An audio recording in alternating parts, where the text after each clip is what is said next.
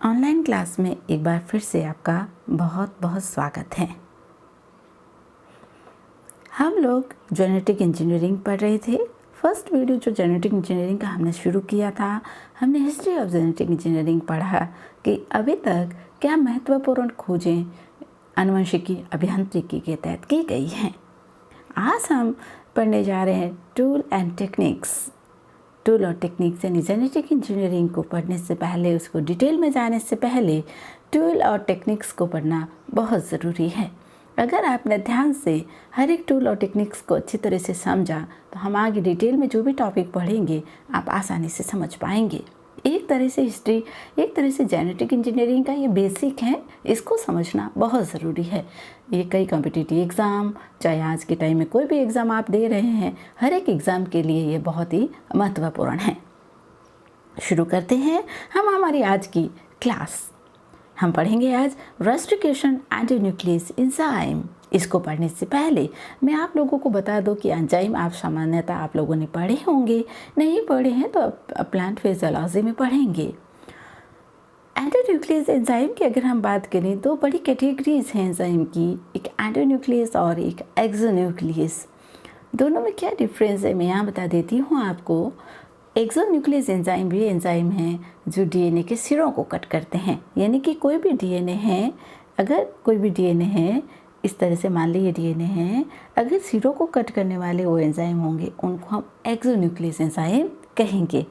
एंटीन्यूक्लियस enzyme का मतलब है ऐसे एंजाइम जो डीएनए को मिड यानी मध्य से कट करते हैं, इन एंजाइमों को एंटीन्यूक्लियस एंजाइम कहेंगे। तो पहली बात आपको ध्यान में रखनी वो ये कि रेस्ट्रिकेशन एंटीन्यूक्लियस एंजाइम एंटीन्यूक्लियस एंजाइम का टाइप है जो डीएनए को केवल मध्य भाग से कट करेगा। ये एंजाइम डीएनए को सिरों से कट नहीं करेगा। क्या होती है रेस्ट्रिकेशन एंजाइम, क्यों स्पेसिफिक है? जेनेटिक इंजीनियरिंग में इन एंजाइमों का बहुत महत्वपूर्ण योगदान है, खासकर रिकॉम्बिनेशन डीएनए टेक्नोलॉजी, यानी कि जब हम आरडीएनए बनाएंगे, कोई भी होस्ट से आप जब आरडीएनए का निर्माण करेंगे, उसमें रेस्ट्रिकेशन एंडोन्यूक्लियस एक महत्वपूर्ण टूल एंड टेक्निक्स हैं। डेफिनेशन क्या होती है? रेस्ट्रिकेशन एंडोन्यूक्लियस वे एंजाइम हैं जो किसी भी होस्ट कोशिका के डबल स्ट्रैंड डीएनए को निश्चित बिंदुओं से काटकर छोटे छोटे खंडों में पृथक कर देते हैं। इन एंजाइमों को रेस्ट्रिकेशन एंजाइम कहा जाता है। ये एंजाइम सीमाकारी एंडोन्यूक्लियस मॉलिक्यूलर सीजर भी कहलाते हैं। यह ध्यान में रखिएगा कि ये स्पेसिफिक क्यों हैं। ये इसलिए स्पेसिफिक हैं, इसके डेफिनेशन में आपको ज़रूर लिखना होगा कि वे एंजाइम जो डबल स्ट्रैंड डीएनए के दोनों सूत्रों को निश्चित, यहाँ शब्द आया निश्चित बिंदु से काटकर डीएनए को अलग अलग खंडों में पृथक, निश्चित बिंदु यानी एक स्पेसिफिक साइट से कट करेंगे। वे एंजाइम जो डीएनए को एक स्पेसिफिक साइट से कट करते हैं, एक पर्टिकुलर साइट से कट करते हैं, उन एंजाइमों को रेस्ट्रिकेशन एंजाइम कहा जाता है। इन एंजाइमों की उपस्थिति सबसे पहले डब्ल्यू आर्बर ने 1960 में जीवाणु कोशिका में देखी है। खोज का श्रेय भी इन्हीं वैज्ञानिकों को जाता है। प्रथम एंडोन्यूक्लियस रेस्ट्रिकेशन एंजाइम जो पृथक किया गया था वो स्मिथ, नाथन्स एवं आर्बर द्वारा 1970 में पृथक किया गया है। क्योंकि मैं आप लोगों को पहले भी बता चुकी हूँ कि जेनेटिक इंजीनियरिंग कोई बहुत पुराना सब्जेक्ट नहीं है, एक रिसेंट सब्जेक्ट है। इस कारण जितने भी परिवर्तन हम देख रहे हैं, जितने भी नए नए डिस्कवरीज जो देख रहे हैं, उसमें इस जेनेटिक इंजीनियरिंग का महत्वपूर्ण योगदान है। तो पहली बार इस एंजाइम की खोज स्मिथ, नाथन्स एवं आर्बर द्वारा 1970 में की गई थी। इस महत्वपूर्ण खोज के लिए मेडिसिन का 1978 का नोबेल प्राइज संयुक्त रूप से इन वैज्ञानिकों को दिया गया था। यहाँ पर they have the capacity to recognise specific base sequence.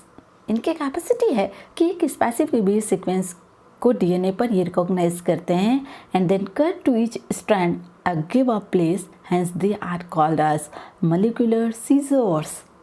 यानी कि ये डीएनए के एक पर्टिकुलर हिस्से को कट करके उस डीएनए को खंडों में तोड़ देते हैं। इस कारण इसको मॉलिक्यूलर सीजर भी कहा जाता है। आपको ध्यान में रखना होगा, हिंदी में इसको सीमाकारी एंडोन्यूक्लियस, हिंदी और इंग्लिश में इसको हम रेस्ट्रिकेशन यानी लिमिट, है ना। नाम क्यों आया रेस्ट्रिकेशन नाम जो है, सीमाकारी जो नाम है वो आया लिमिट, यानी कि ये डीएनए के एक लिमिट खंड को कट करेंगे। ऐसा नहीं है कि कोई होगा वो 100 बेस पेयर कट करेगा, कोई 1000 बेस पेयर कट करेगा, नो, एक लिमिट में एक पर्टिकुलर साइज के डीएनए खंड को ही कट करने के कारण इनका नाम रेस्ट्रिकेशन एंडोन्यूक्लियस एंजाइम रखा गया। मॉलिक्यूलर सीजर क्यों है ये? क्योंकि स्पेसिफिक साइट मान लें कि ये एक, आगे में इसकी हम आगे बात करेंगे, ये EcoR1 एक रेस्ट्रिक्शन एंजाइम है जो केवल डीएनए में इन्हीं पर्टिकुलर साइट को कट करेगा, GAATTC, यानी डीएनए में जहाँ जहाँ GATTC मौजूद होगा इसको कट कर दिया जाएगा।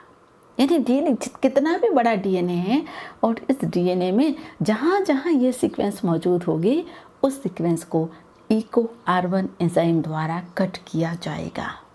ये लगभग 6 से 8 बेस पेयर के सीक्वेंस को कट करेगा और ये सीक्वेंस जहाँ जहाँ मौजूद हैं डीएनए स्ट्रैंड पर, वहाँ इसको कट कर डीएनए को छोटे छोटे खंडों में तोड़ दिया जाएगा। तो ये स्पेसिफिक साइट है। हमने बात की ना कि वो एंजाइम जो केवल स्पेसिफिक साइट को कट करते हैं, डीएनए के स्पेसिफिक न्यूक्लियोटाइड सीक्वेंस को कट करते हैं, वे रेस्ट्रिक्शन एंजाइम है। तो स्पेसिफिक कैसे?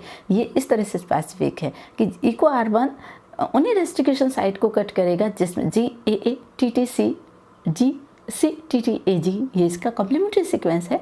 ये जहाँ जहाँ मौजूद होगा वहाँ पर इस सीक्वेंस को डीएनए द्वारा कट करके, रेस्ट्रिक्शन एंजाइम द्वारा कट करके डीएनए को छोटे छोटे खंडों में तोड़ दिया जाएगा। क्योंकि ये एक निश्चित खंड को कट कर रहा है इसलिए इसको रेस्ट्रिक्ट कहा गया है। ये जो सीक्वेंस है वो रेस्ट्रिक्ट सीक्वेंस कहलाती है। हिंदी में इसको सीमाकारी कहते हैं। एक लिमिट में डीएनए सीक्वेंस को कट करने के कारण इस एंजाइम को सीमाकारी एंडोन्यूक्लियस एंजाइम कहा गया है। क्या विशेषता है इस एंजाइम की? फर्स्ट हम लोग पढ़ने जा रहे हैं। ये रेस्ट्रिक्शन एंजाइम इसी डीएनए के केवल एक रेस्ट्रिक्शन स्थल की पहचान, एक विशेष रेस्ट्रिक्शन स्थल की पहचान करता है। एग्जाम्पल मैंने देखा है EcoR1, इसको हमने किससे पृथक किया है? E. coli RY13 स्ट्रेन से इसको पृथक किया गया है। और ये कौन सी सीक्वेंस कट करेगा EcoR1? GATTC, इसलिए स्पेसिफिक है एक पर्टिकुलर स्थल को कट करने के लिए। अब रेस्ट्रिक्शन एंजाइम है कहाँ से लिए गए हैं, इसकी ये भी दूसरी विशेषता है। रेस्ट्रिक्शन एंजाइम सामान्यतः प्रोकैरियोटिक कोशिकाओं में मौजूद होते हैं, खासकर जीवाणुओं में। जो जीवाणु होते हैं, बैक्टीरिया जो होते हैं, उनमें रेस्ट्रिक्शन एंजाइम मौजूद होते हैं। अब तक लगभग 6000 रेस्ट्रिक्शन एंजाइमों की पहचान की गई है, जिनमें से लगभग 600 के आसपास जो एंजाइम हैं वो जेनेटिक इंजीनियरिंग में सक्सेसफुली काम में लिए जा रहे हैं। उनका उपयोग रिकॉम्बिनेशन डीएनए टेक्नोलॉजी में किया जा रहा है।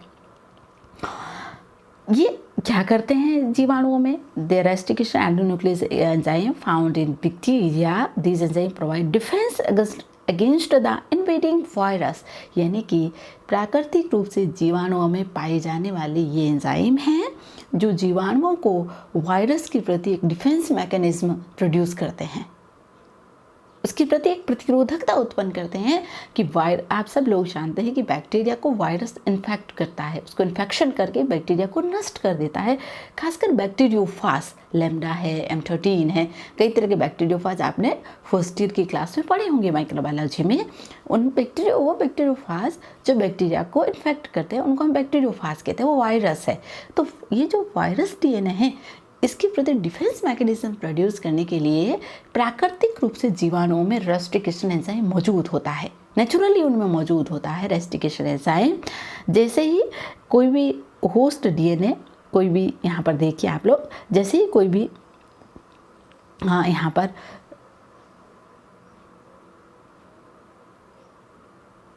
जैसे ही कोई भी होस्ट डीएनए, यहाँ पर बैक्टीरियोफाज का डीएनए जैसे ही बैक्टीरिया सेल में प्रवेश करेगा, रेस्टिकेशन बैक्टीरिया की कोशिका में उपस्थित रेस्टिकेशन एंजाइम इसकी स्पेसिफिक साइट को रिकॉग्नाइज करेगा और वायरल डीएनए जो होगा उसको छोटे छोटे खंड में तोड़ देगा। जैसे ही छोटे छोटे खंडों में तोड़ देगा, ये रेप्लिकेशन नहीं कर पाएगा। अब रेप्लिकेशन नहीं कर पाएगा तो जीवाणु है जो प्राकृतिक रूप से वायरस से सुरक्षित हो जाएगा। तो वायरस में नेचुरल डिफेंस मैकेनिज्म को उत्पन्न करने के लिए बैक्टीरिया में प्राकृतिक रूप से रेस्टिकेशन एंडोन्यूक्लियस एंजाइम पाए जाते हैं। अब आपके दिमाग में प्रश्न आया होगा कि जब ये किसी इन्वेड वायरल डीएनए को कट कर सकता है तो बैक्टीरिया के डीएनए को कट क्यों नहीं कर सकता? ये इसलिए कट नहीं कर सकता क्योंकि इन एंजाइमों में मिथाइलेटेड समूह उपस्थित होता है। जैसे वायरल डीएनए इनमें डीएनए वायरस का डीएनए बैक्टीरिया की सेल में प्रवेश करता है, ये बैक्टीरिया के डीएनए को मिथाइलेज कर देते हैं, मिथाइलेटेड कर देते हैं।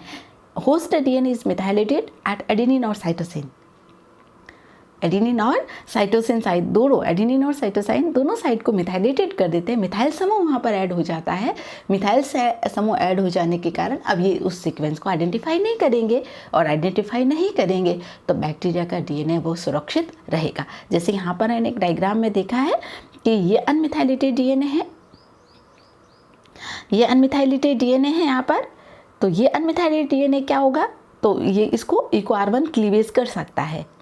लेकिन चूंकि बैक्टीरिया का रेस्टिकेशन एंजाइम है, नेचुरली जैसे ही होस्ट कोई डीएनए बाहर से इन्वेड होगा तो नेचुरल रूप से इनमें मिथाइलेज एक्टिविटी होती है और यहाँ पर एडेनिन और साइटोसिन पर मिथाइल समूह जुड़ जाता है, CH3 समूह। जैसे ही CH3 समूह जुड़ेगा, इक्वार्बन इसको रिकॉग्नाइज नहीं कर पाएगा। इक्वार्बन रिकॉग्नाइज नहीं करेगा तो ये अपना होस्ट का जो डीएनए है, जो बैक्टीरिया का डीएनए है, उसको कट नहीं कर पाएगा। तो ये प्राकृतिक रूप से सुरक्षा की दृष्टि से जीवाणुओं में पाए जाने वाले एंजाइम हैं।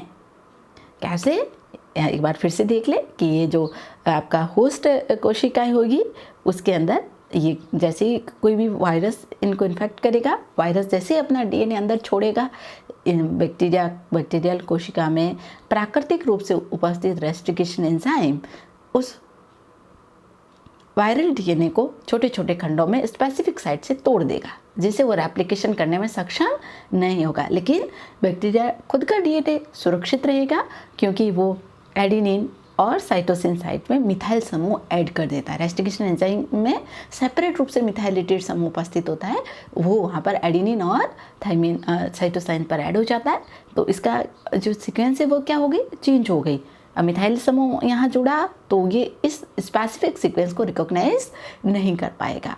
जब इसको स्पेसिफिक सीक्वेंस को रिकॉग्नाइज नहीं करेगा तो ये डीएनए को, होस्ट डीएनए जो बैक्टीरियल डीएनए है, उसको कट नहीं कर पाएगा। यहीं से इन्हीं बैक्टीरियल कोशिकाओं से इस रेस्टिकेशन एंजाइम को पृथक किया गया है और इन विट्रो तकनीक में रिकॉम्बिनेशन डीएनए टेक्नोलॉजी में आज के समय में रिकॉम्बिनेट डीएनए बनाने में इस एंजाइम को काम में लिया जा रहा है।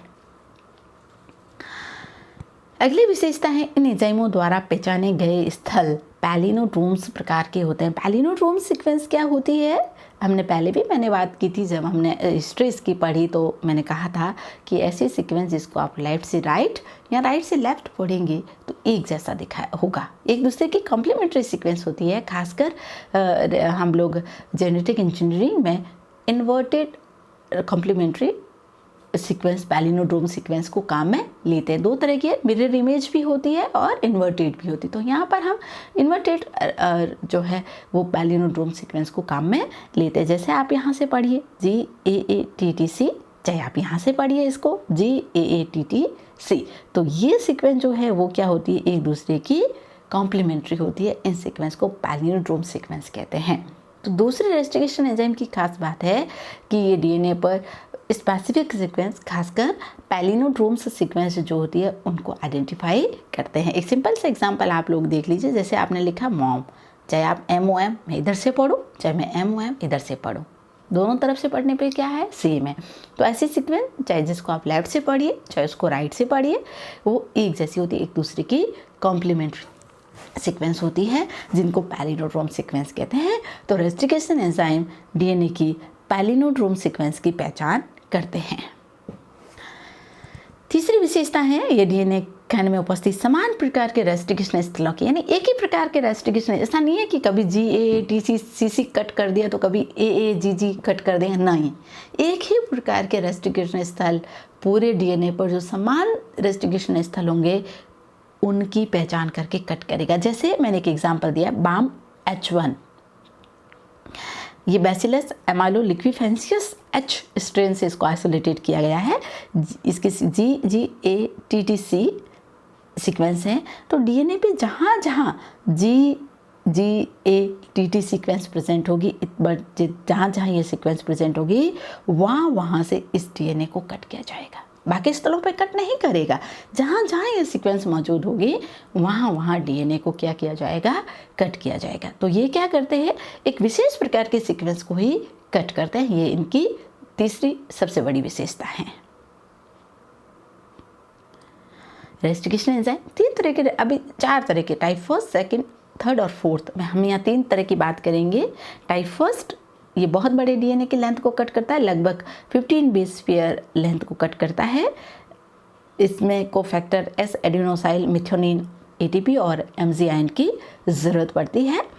जेनेटिक इंजीनियरिंग में इस एंजाइम को बहुत कम उपयोग में लिया जाता है। एग्जाम में प्रश्न पूछते हैं, जेनेटिक इंजीनियरिंग में सामान्य रूप से काम में लिया जाने वाला रेस्टिकेशन एंजाइम कौन सा है? टाइप सेकेंड प्रकार का। ये मोस्ट कॉमन अवेलेबल है, मोस्ट कॉमन अवेलेबल एंजाइम है। ये कितना बेस पेयर काटता है? ओनली 4 to 8 बेस पेयर काटता है। ऊर्जा यहाँ पर उपयोग नहीं होती है। कोफैक्टर के रूप में MG आयन, बहुत इंपॉर्टेंट चीज़ है, ध्यान में रखें। कोफैक्टर के रूप में MG आयन, Mg2+ आयन को काम में लिया जाता है। फर्स्ट रेस्टिकेशन एंजाइम, तीन वैज्ञानिक मैंने आपको नाम बताया था, आर्डबर, नाथन्स और स्मिथ ने 1970 में सबसे पहले रेस्टिकेशन एंजाइम को आइसोलेटेड किया था। First isolated restriction enzyme type second कौन सा है? Hint third. ये भी एग्जाम में प्रश्न पूछा जाता है। 1970 में इसको जीवाणु कोशिकाओं से हीमोफिलस इन्फ्लुएंजाई जो स्ट्रेन है उससे इस एंजाइम को पृथक किया ले जाता है। यह फर्स्ट आइसोलेटेड रेस्टिकेशन एंजाइम है 1970 में। और 1978 में इस कार्य के लिए इन वैज्ञानिकों को संयुक्त रूप से नोबेल प्राइज़ दिया गया था। टाइप थर्ड, ये टाइप फर्स्ट और टाइप सेकेंड के मध्यवर्ती होता है। ये भी बहुत अधिक लेंथ के डीएनए को कट करता है, इस कारण इसका उपयोग भी जेनेटिक इंजीनियरिंग में नहीं किया जाता है। एग्जाम्पल है इको P1 और इको P15। कहीं कहीं जहाँ पर बहुत अधिक लेंथ के डीएनए की ज़रूरत होती है तभी इनको काम में लिया जाता है, सामान्य तौर पर इनको काम में नहीं लिया जाएगा।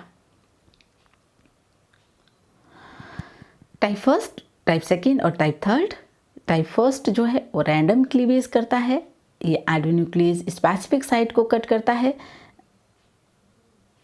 Example Eco K1, Eco A1 और CFR-A1। Type second specific within the recognition site, specific site को कट करेगा। एंडोन्यूक्लियस और मैथोन्यूक्लियस सेपरेट एंटिटीज पे होंगे। एग्जाम्पल है Eco R1, BAM-H1, hint third. Type third है ये रैंडम, बहुत लंबे 24 से 26 बेस पेयर को रिकॉग्नाइजेशन करता है। सिंगल एंडोन्यूक्लियस और methylase located on the single protein molecules. Example है इको P1, HINF थर्ड और इको P15। ये इसके एग्जांपल्स हैं। ये अंतर भी है, ध्यान में रखना है आपको। लेकिन यहाँ पर ध्यान रखने वाली बात यह है कि जेनेटिक इंजीनियरिंग में सामान्य तौर पर काम में लिया जाने वाला जो एंजाइम होगा वो कौन सा होगा? हैंड लिया जाने वाले एंजाइमों का टाइप सेकेंड होगा। हैंड सेकेंड फर्स्ट ऐसा रेस्टिकेशन एंजाइम है जिसको आइसोलेटेड किया गया था 1970 में। अब इनका नामकरण कैसे करते हैं? हमने हिंड लिखा, क्या मतलब है इसका? नाम का पहला अक्षर वंश का होगा, यानी कि जीनस होगा, उसको हमेशा कैपिटल लेटर में लिखा जाएगा। अगले दो जो नाम होंगे, सेकेंड और थर्ड जो दो लेटर होंगे वो स्पीसीज यानी उसकी जाति के होंगे, जिसे स्मॉल लेटर में लिखा जाता है। वंश और जाति के अक्षरों को इटैलिक्स लिखा जाता है। इसके बाद प्रारूप यानी टाइप लिखा जाता है। लेबोरेटरी में हम जब काम करते हैं ना, हम बहुत सारी चीज़ों को डिस्कवर करते हैं तो उनको एक नाम दे देते हैं, 1 2 3 4 5 या ABCD, कुछ भी नाम उनको दिया जा सकता है, उसको हम टाइप कहते हैं। तो ये कौन से नंबर का एंजाइम है जिसको खोजा गया है, उसके आधार पर इसको नाम दिया जाता है। जहाँ ज़रूरत होती है वहाँ इन्वेस्टिगेशन यानी आर भी लिखा जाता है। जैसे एग्जाम्पल है, या आप लोग देखिए कैसे यहाँ पे है ना। जैसे हमने इको R1 की बात करें, हम इको R1 का नामकरण करना है तो फर्स्ट नेम क्या होगा, ये जीनस का होगा, कैपिटल होगा ई, और ये एस्केरिशिया ये जीनस है, ठीक है। सेकंड दो नाम होंगे वो स्मॉल लेटर में लिखे हैं, और ये जाति का है ई कोलाई से, कोलाई इसकी जाति है तो CO दो स्मॉल लेटर में, ठीक है। थर्ड स्ट्रेन है, तो स्ट्रेन कौन सा है यहाँ पर RY13, यानी अलग अलग स्ट्रेन्स होते हैं इकोलाई के, जिसमें से RY13 से इसको पृथक किया गया है। आर तो स्ट्रेन आर जो है स्ट्रेन के लिए है, और आई किया है first identify, order to identification, यानी कि जब आइडेंटिफाई किया गया तो इको R1 को सबसे पहले, फिर इको R2, 3, 4, इस तरह से जैसे जैसे इस स्ट्रेन से रेस्ट्रिकेशन एंजाइम को आइडेंटिफाई किया जाएगा तो इनके टाइप अलग अलग दिए जाएंगे।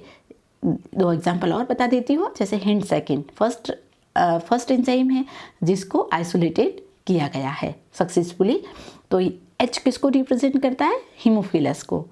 IN इसकी स्पीसीज है इन्फ्लुएंसी, स्टीरियोटाइप या टाइप क्या है इसका, D दिया है ABCD, तो ये D हो गया। और टाइप सेकेंड ये दिया गया है। बाम H जीनस क्या है, बैसिलस है, स्पीसीज एमाइलो लिक्विफेंसियस है, स्ट्रेन क्या है इसका H, और टाइप 1 इसका स्ट्रेन D है, इसका स्ट्रेन H है, टाइप फर्स्ट है। ये फर्स्ट एंजाइम है जो बैसिलस एमी लिक्विफेंसियस से इसको आइसोलेटेड किया गया। इसी तरह से Bam H second, third, fourth कुछ भी हो सकता है, तो जैसे जैसे इसको आइसोलेटेड करेंगे वैसे वैसे इसका टाइप हम रखेंगे।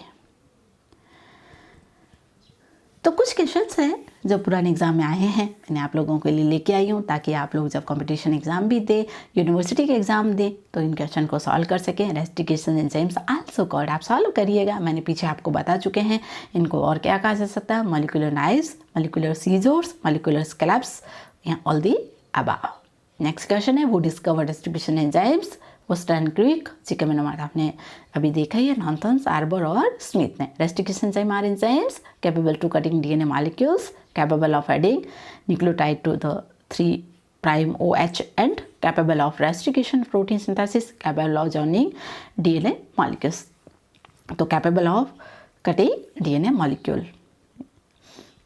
Which of the following ions are required for the activity of type second restriction enzyme? क्योंकि मोस्ट कॉमन एंजाइम है जो बायोटेक्नोलॉजी में यूज़ किया जाएगा वो टाइप सेकेंड है, तो क्या था Mg2+। यहाँ ATP की ज़रूरत नहीं होगी, ध्यान रखिएगा, टाइप सेकेंड में ATP ज़रूरत नहीं होती है। Mg2+ आयन कोफैक्टर के रूप में यहाँ पर ज़रूरी होगा। कुछ एंजाइम कोफैक्टर, जब आप एंजाइमों को पढ़ा होगा तो आपने वहाँ पर पढ़ा होगा कि कोफैक्टर ऐसे हैं जो कि कभी कभी एंजाइम को एक्टिवेट करने के लिए, एंजाइमों को सक्रिय करने के लिए कोफैक्टर की ज़रूरत पड़ती है। तो यहाँ पर जो कोफैक्टर होगा वो क्या होगा, मैग्नीशियम आयन होगा। रेस्टिकेशन एंजाइम क्या है, are present in bacteria and are involve in the host restriction system. Cleavage viral DNA inside the bacteria, are enzyme involve in the defence against bacteriophage, तो सभी है, ये बैक्टीरिया में present होते हैं। बैक्टीरिया के लिए ये जो होस्ट अगेंस्ट हैं ये डिफेंस मैकेनिज्म में काम आते हैं। तो कुल मिलाकर अगर हम बात करें शॉर्ट में रेस्टिकेशन एंजाइम की, तो रेस्टिकेशन एंजाइम ये एंजाइम है जो DNA को स्पेसिफिक साइट से कट करते हैं। 1970 में इसको सबसे पहले डिस्कवर किया गया था। पहला डिस्कवर किया जाने वाला पहला आइसोलेटेड रेस्टिकेशन एंजाइम है, हिंड सेकेंड है। प्रकृति रूप से ये जीवाणुओं में, बैक्टीरिया में या प्रोकैरियोट्स में प्रेजेंट होते हैं। ये प्रोकैरियोट्स में बैक्टीरियोफेज के अगेंस्ट डिफेंस मैकेनिज्म के लिए ज़रूरी होते हैं। 3 तरह के रेस्टिकेशन एंजाइम हैं, type 4, second and third. Type second most common restriction enzyme है जिनको रिकॉम्बिनेशन DNA टेक्नोलॉजी यानी rDNA टेक्नोलॉजी में काम में लिया जाता है। तो पूरी वीडियो को अच्छे से लिसन कीजिए, राइट डाउन कीजिए, और भी इससे रिलेटेड कोई प्रॉब्लम्स हैं या कोई क्वेश्चन एग्जाम में आया है तो उसको सॉल्व कीजिए। Thank you.